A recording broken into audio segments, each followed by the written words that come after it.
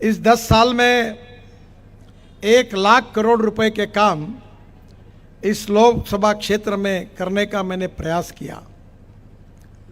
अनेक ब्रिजेस बने, अनेक रोड बने, कंक्रीट के रोड बने, पीने के पानी की व्यवस्था हुई, अच्छे बगीचे बनाने की कोशिश की, म्यूजिकल फाउंटेन बना, 5000 प्रधानमंत्री आवास योजना में हमने विशेष रूप से गरीबों को मकान दिए, जिसमें अनेक मुस्लिम भाइयों को भी मकान मिले हैं। मैं आपको इतना ही कहना चाहूँगा कि जो काम मैंने किया है वो मुझे आपको बताने की आवश्यकता नहीं है। आप नागपुर के किसी भी कोने में जाइए, आप मोमिनपुरा में जाओगे तो मोमिनपुरा में भी मैं फ्लाईओवर बना रहा हूँ। मोमिनपुरे से डायरेक्ट फ्लाईओवर पर जाकर आप कामठी रोड पर चले जाओगे। हमारे नागपुर शहर को डिवाइड किया गया रेलवे लाइन ने।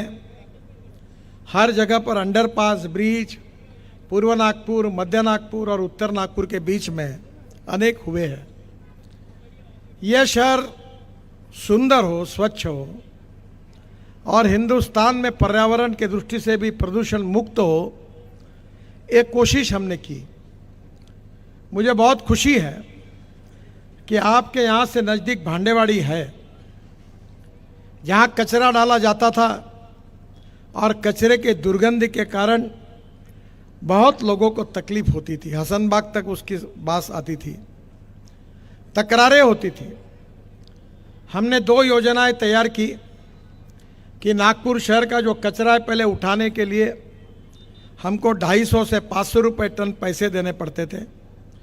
अब हमने टेंडर निकाला और नीदरलैंड की एक कंपनी आई है और वो 50 रुपये टन कचरा जो लेगी उसके बदले में रॉयल्टी महानगर पालिका को दे रही है। वो कचरे का पैसा नहीं ले रही। और इस कचरे को सेग्रीगेट करके, जो मैंने मेरे यहाँ भी प्रयोग किया है कि प्लास्टिक से क्रूड पेट्रोल मेरे यहाँ तैयार होता है। कचरे से जो एग्रीगेट है वो रोड में काम में आता है। मैंने इस देश में, अगर आप दिल्ली जाओगे तो UR2 करके दिल्ली का रिंग रोड है, उसमें 40 लाख टन दिल्ली का कचरा रोड में डाल दिया। आप अहमदाबाद जाओगे तो अहमदाबाद डोलेरो रोड हाईवे है, उसमें 30 लाख टन कचरा रोड के अंदर डाल दिया है। और विशेष रूप से चंडीगढ़ के तरफ जाओगे तो उस रोड में भी 20 लाख टन कचरा डाला है। मैं अक्सर एक बात कहता हूं कि कचरे में वैल्यू क्रिएट करो। मेरी बात ठीक से समझो, इंसान हो या कचरा हो, दोनों अलग अलग है। पर अगर इंसान को और कचरे को अच्छी टेक्नोलॉजी मिलेगी और इंसान को अच्छा गुरु मिल जाएगा, अच्छे संस्कार मिल जाएंगे, तो कन्वर्शन वेस्ट टू वेल्थ होता है। अगर कुछ लोग रास्ता भटक रहे हैं तो उसका दोष उनका नहीं है। उनके माता और पिता और गुरु और समाज में कोई अच्छे नेता मिल जाए तो वो अच्छा कर सकते हैं, वो सुधर सकते हैं, जीवन में यशस्वी हो सकते हैं। प्यारे खान जी ऑटो रिक्शा चलाते थे और मेरे बच्चे स्कूल में पहुंचाने के लिए इनका ऑटो रिक्शा आता था। आज कहाँ पहुंचे? इंसान तरक्की कर सकता है, पर इंसान को अपनी तरक्की करने के लिए सही दिशा मिलनी चाहिए और कचरे में वैल्यू क्रिएट होनी चाहिए। तो पहला काम ये हुआ है कि अब कचरे से हम लोग, जो एग्रीगेट निकलेगा वो रोड में जाएगा, प्लास्टिक, ग्लास और मेटल, जो लोहा है, इसका रिसाइकलिंग होगा और उसके बाद में जो ऑर्गेनिक वेस्ट आएगी वो बायोडाइजेस्टर वहाँ बन रहा है और उसमें CNG और LNG तैयार होगा। और 1 साल के अंदर मैं आपको विश्वास दिलाता हूँ कि नागपुर के कम से कम 50,000 वाहन CNG पर चलेंगे और शहर का प्रदूषण कम होगा। 28 टन पर डे CNG तैयार होने वाला है।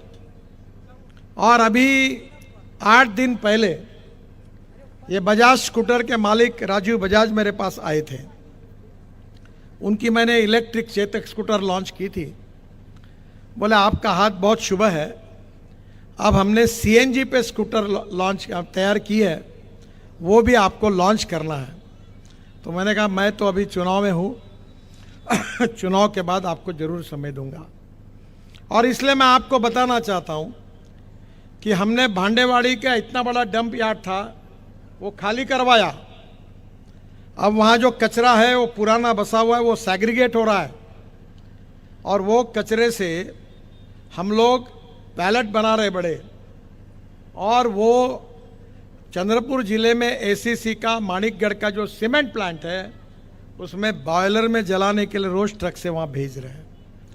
अब उसके बाद अभी उसकी ज़रूरत नहीं पड़ेगी क्योंकि अब उससे सीएनजी तैयार होगा। और नागपुर शहर में मारुति सुजुकी के मैनेजर ने मुझे बताया कि मैंने ही इनिशिएटिव लेकर कामठी रोड पर, रिंग रोड पर सीएनजी का पंप डाला है। ये बैद्यनाथ वालों को मैंने विशेष रूप से आग्रह करके एलएनजी का पंप रिंग रोड पर डाला है। और आप में से अनेक लोग ट्रांसपोर्ट में काम करते हैं, अगर हम सीएनजी का ट्रक चलाते हैं तो 100 रुपये का डीजल जहाँ लगता है वहाँ 50 से 55 रुपये का सीएनजी में काम होता है, 45 रुपये की बचत है। और अगर हम एलएनजी करते हैं तो 100 रुपये का डीजल जहाँ लगता है वहाँ 40 से 45 रुपये का एलएनजी लगता है। तो ट्रांसपोर्ट का किराया तो लगभग थोड़ा बहुत कम होगा, पर डीजल का खर्चा अगर आधा होगा तो ट्रांसपोर्ट वालों की कमाई होगी और देश का प्रदूषण खत्म होगा। तो आज कचरे से वेस्ट टू वेल्थ, इसका सुंदर प्रोजेक्ट का काम चल रहा है जो दिसंबर के पहले शुरू होगा। दूसरी जो महत्वपूर्ण बात है कि आप जो टॉयलेट में पानी डालते हो वो पानी हम भांडेवाड़ी लेके आते हैं और भांडेवाड़ी में वो पानी शुद्ध बनाते, अच्छा करते हैं। और वो पानी पाइपलाइन से कोराड़ी और खापरखेड़ा को भेज रहे हैं पावर प्रोजेक्ट के लिए, जिसके लिए पावर प्रोजेक्ट के लिए महाराष्ट्र सरकार नागपुर महानगर पालिका को 300 करोड़ रुपए हर साल देती है, 300 करोड़।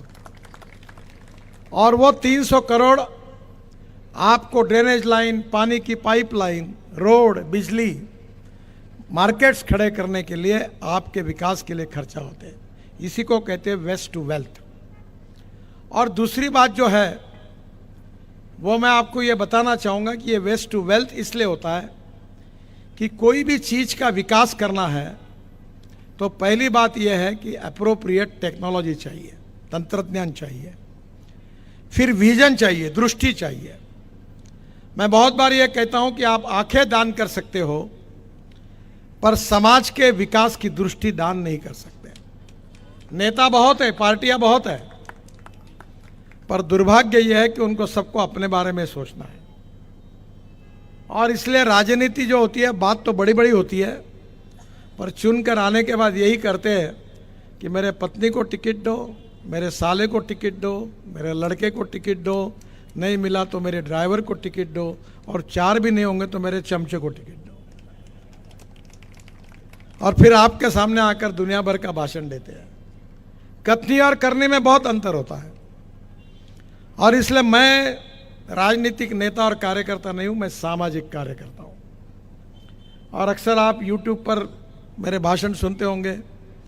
अब वर्ल्ड में सबसे ज़्यादा मैं भाषण देता हूँ तो दुनिया में बहुत उसको बेचा जाता है। मुझे 2.5 से 3 लाख रुपए महीना मिलते हैं, फुकट में मैं अपना भाषण देता हूँ और पैसा मिलता है। तो मैं आपको बताऊँगा कि केवल नेता करके मेरा मत सुनिए, कुछ बातें मैं आपके हितों की भी बताने वाला हूँ। मैं बोलने वाला साफ हूँ। चुनाव का टाइम है इसलिए किसी को डरता नहीं हूँ। मैं लोगों को यही कहता हूँ कि भाई साहब आप वोट देंगे तो भी मैं आपका काम करूँगा, नहीं देंगे तो भी करूँगा।